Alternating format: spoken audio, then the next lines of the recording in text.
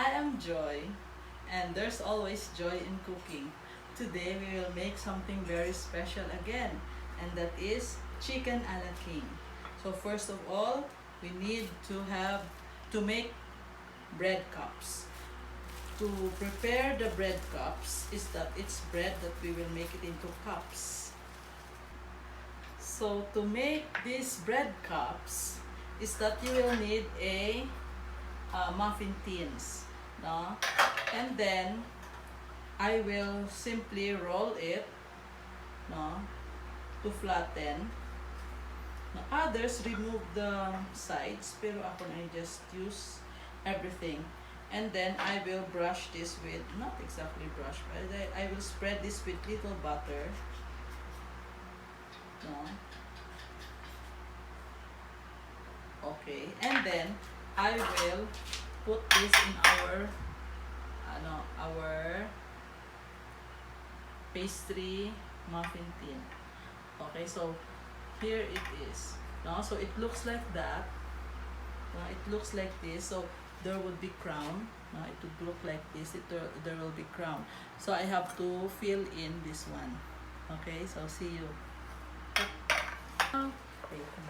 I am now ready to put this in the oven, although there are 3 vacant slots. Kaya naubos naman bread.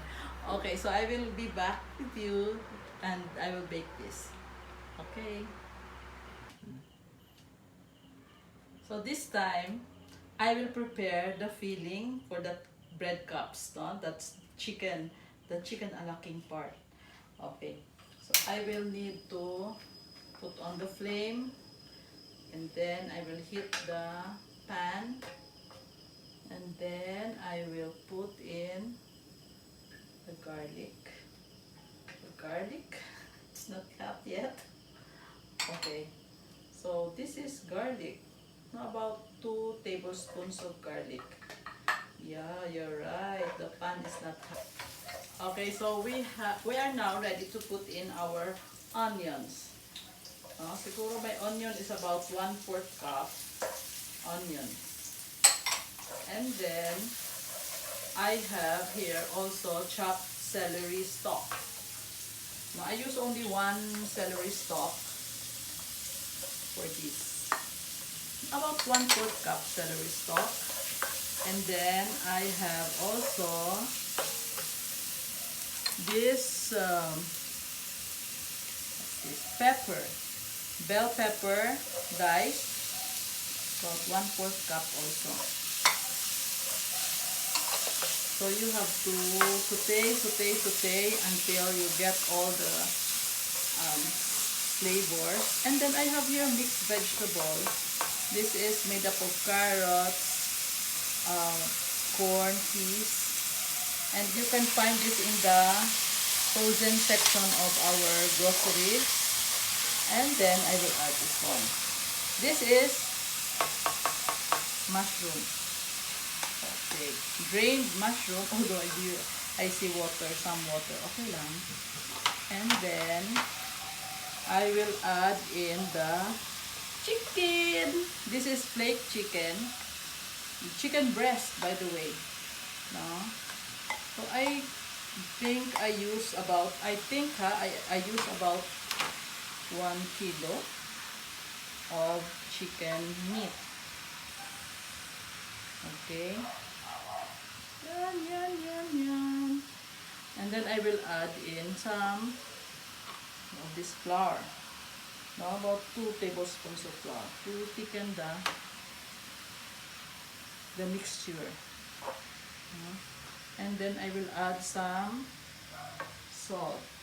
Think about salt.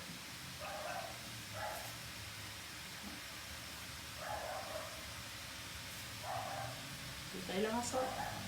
Okay. Salt of the back. Okay. Next, we add the ground pepper. The ground pepper adds to the flavor and the scent. Mahamot pala na.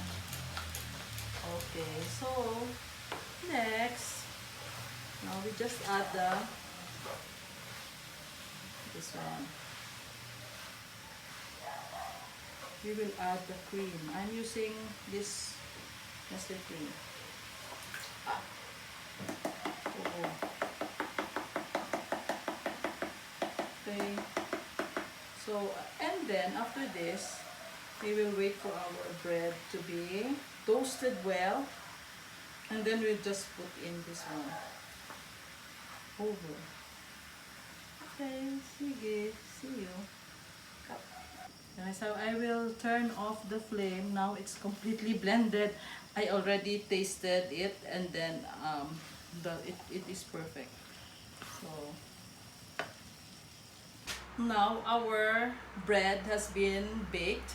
Notice it has formed into somehow like a cup, and then it has cooled already. So that is why this becomes crunchy bread. Now I am ready to pour in this one. Yeah.